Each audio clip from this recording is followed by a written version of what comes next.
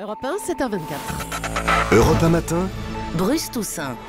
Voici Guy Birenbaum pour Vue du Net sur Europe 1. Bonjour Guy. Bonjour à tous. La présentation par la SNCF du train low cost, le Ouigo, avec des billets à partir de 10 €. Ça a passionné les internautes Oui, hier. parce que les trains Bruce font partie des sujets les plus usuels sur les réseaux sociaux. Le récit des galères, des grèves, des voyages, des épopées sur rail en 140 signes. Donc un nouveau train à bas coût, ça fait beaucoup réagir. Alors sur son blog dumonde.fr, l'interconnexion n'est plus assurée. Le journaliste Olivier Rasmont résume la présentation du Ouigo de la manière suivante. Pas de Parisiens, destination Mickey, il faut dire qu'il parle notamment de Marne-la-Vallée, des personnes peu habituées à voyager en train, pas de voiture-bar, ça veut dire des sandwichs maison, des ribambelles d'enfants. L'ambiance d'un Ouigo devrait ressembler à celle d'un TGV province-province. Dans son esprit, c'est une présentation plutôt positive. Oui, donc je précise, donc effectivement, Ouigo ne partirait pas des gares principales Absolument. parisiennes, mais bien de Marne-la-Vallée. Absolument. Y a-t-il déjà des critiques en ligne? Ah, lisez le billet de Jérôme Leroy, l'écrivain, rédacteur en chef culture du site causeur.fr. Ouigo, un enterrement de 3e classe pour le service public. Pour lui,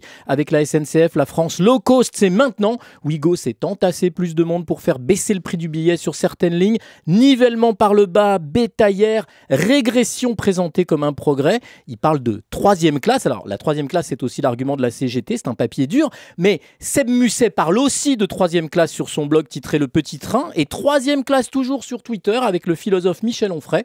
La SNCF de l'énarque Guillaume Pépi réinvente la 3e classe avec Ouigo. Vive la gauche! Oui. Et il n'a pas encore roulé. Hein. Pas encore. bien. Ça n'est qu'un début. En dehors des critiques, ça blague aussi forcément sur Twitter. Ah bah oui, il y a la longue file d'attente des internautes qui calculent combien de temps ça va prendre pour aller jusqu'à Ouigo et combien ça va coûter d'aller jusqu'aux gares des Ouigo et qui prétendent que ce ne sera pas si low cost que ça. Et puis 2 tweets de première classe. Laurent Chemla, exclusif. L'explication des prix bas de Ouigo, il y aura au minimum un bébé hurleur par voiture. Et n'importe quoi, TGV sans voiture bar, on ne sera plus obligé de prendre un crédit pour s'acheter un sandwich au jambon moisi.